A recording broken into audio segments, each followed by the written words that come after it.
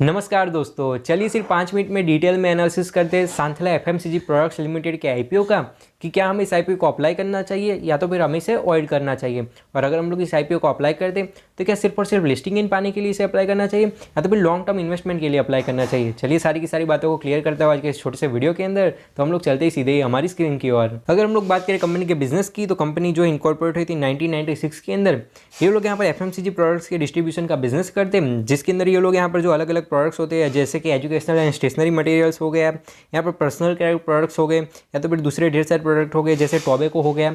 तो इस तरीके के प्रोडक्ट्स के डिलीवरी का बिजनेस करते हैं, जिसके अंदर इन लोगों का जो बिजनेस मोटो है वो यहाँ पर अफोर्डेबल प्राइसेस एंड यहाँ पर 1 डे डिलीवरी का है।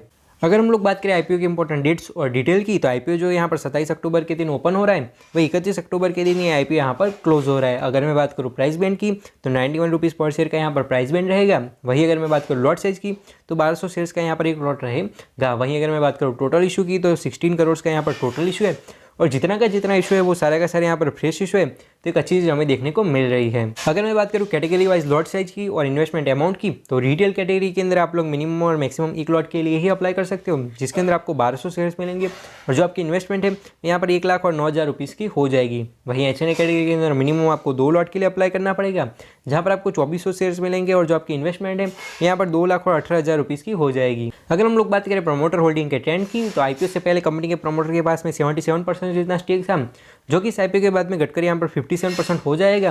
लेकिन आईपीओ के बावजूद भी कंपनी के प्रमोटर के पास में मोर देन 50% जितना स्टेक रहेगा, तो क्या यहाँ पर दिक्कत वाली बात देखने को नहीं मिल रही है।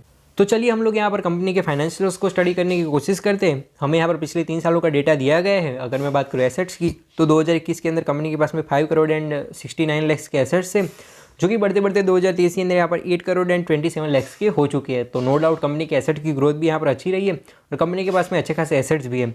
वहीं अगर मैं बात करूँ रेवेन्यू की तो ईयर ऑन ईयर रेवेन्यू के अंदर भी अच्छी सी ग्रोथ देखने को मिली है। वहीं अगर मैं बात करूँ प्रॉफिट आफ्टर टैक्स की तो यहाँ पर थोड़ा सा मतलब कि प्रॉब्लमेटिक सिनेरियो है, क्योंकि 2021 के अंदर कंपनी की जो प्रॉफिट था वो यहाँ पर 14 लाख का था, जो कि 2022 के अंदर घटकर सिर्फ 4 लाख का हो गया। फिर 2023 के मार्च वाले क्वार्टर के अंदर बढ़कर 17 लाख हो गया और फिर यहाँ पर जो लास्ट वाला क्वार्टर था वहाँ पर 10 लाख का था। तो कंपनी उतनी ज़्यादा हाईली प्रॉफिटेबल नहीं है, प्लस इन लोगों का जो प्रॉफिट का ग्रोथ है वो भी कंसिस्टेंट नहीं है और कंपनी जो ठीक ठाक से प्रॉफिट निकाल रही है, तो एक छोटा सा प्रॉब्लमेटिक चीज़ हमें देखने को मिल रहा है। वहीं अगर मैं बात करूँ नेटवर्थ की तो ईयर ऑन ईयर नेटवर्थ के अंदर भी अच्छी खासी ग्रोथ हुई है।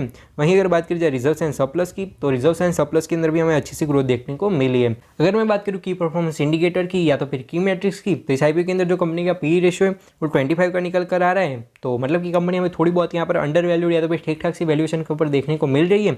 वहीं अगर मैं बात करूँ मार्केट कैप की तो 60 करोड़ के मार्केट कैप के साथ में एक बहुत ही छोटी सी स्मॉल कैप कंपनी हमें देखने को मिल रही है। वहीं अगर मैं बात करूँ रिटर्न ऑन इक्विटी की तो 12% का इन लोगों का रिटर्न ऑन इक्विटी है, तो ये हमें थोड़ा सा कम देखने को मिल रहा है। वहीं अगर मैं बात करूँ रिटर्न ऑन कैपिटल एम्प्लॉयड की तो 19% का इन लोगों का रिटर्न ऑन कैपिटल एम्प्लॉयड है, तो ये हमें थोड़ा सा अच्छा देखने को मिल रहा है कि भाई कंपनी जो पैसा अपने धंधे के अंदर लगा रही है उसके ऊपर ठीक ठाक से रिटर्न लाकर दे रही है। वहीं अगर मैं बात करूँ डेट की तो 3.12% का इन लोगों का डेट टू इक्विटी रेशियो है, तो ये रेशियो में थोड़ा सा ज़्यादा देखने को मिल रहा है। हालांकि इस वेबसाइट के ऊपर इन लोगों के बोरिंग को या तो फिर डेट को मेंशन नहीं किया गया है, लेकिन ऐसा लग रहा है कि कंपनी के ऊपर थोड़ा बहुत ज़्यादा ही डेट है, क्योंकि ये जो रेशियो है वो हमें थोड़ा सा ज़्यादा देखने को मिल रहा है। वहीं अगर मैं बात करूँ अर्निंग पर शेयर की तो 3.55 ऐसे कि इन लोगों की अर्निंग पर शेयर है। वहीं अगर मैं बात करूँ रिटर्न ऑन नेटवर्थ की तो 12% की इन लोगों की रिटर्न ऑन नेटवर्थ है।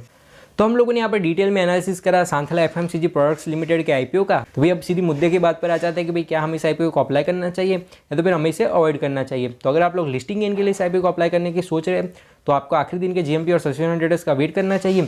आपको किसी भी तरीके की जल्दबाजी इस आईपीओ के अंदर नहीं करनी चाहिए। मैं आपसे यही कहूँगा कि आप आखिरी दिन तक इंतजार कीजिए, जिससे कि आप लोग एक बेहतरीन डिसीजन ले पाए। और अगर आखिरी दिन पर मोर देन 30% या 50% से भी ज़्यादा की लिस्टिंग इनकी एक्सपेक्टेशन बन रही है तो ही अप्लाई कीजिए, अदरवाइज यहाँ पर कोई मतलब देखने को नहीं मिल रहा है। और अगर बात कीजिए लॉन्ग टर्म की तो लॉन्ग टर्म के लिए आपको ये थोड़ा सा नोटिस करना पड़ेगा कि कंपनी के ऊपर थोड़ा सा ज़्यादा रेट है। तो अगर कंपनी उसको लेकर सीरियस है और कंपनी उसको लेकर अगर अच्छे तरीके से परफॉर्म कर रही है, आने वाले कुछ क्वार्टर के अंदर इन लोगों का रेट रिड्यूस होता है, तो ही आप लोग लॉन्ग टर्म तक इस कंपनी के ऊपर बने रहिए। बाकी आपका इसके बारे में क्या कहना है कमेंट सेक्शन के अंदर जरूर से बताइए। मैं मिलता आपको ऐसे वीडियोज़ के साथ, प्लीज़ चैनल को सब्सक्राइब कर दीजिए और इस वीडियो को लाइक कर दीजिए। तो मैं मिलता आपको ऐसे वीडियोज़ के साथ, तब तक के लिए बाय बाय, जय हिंद, वंदे मातरम।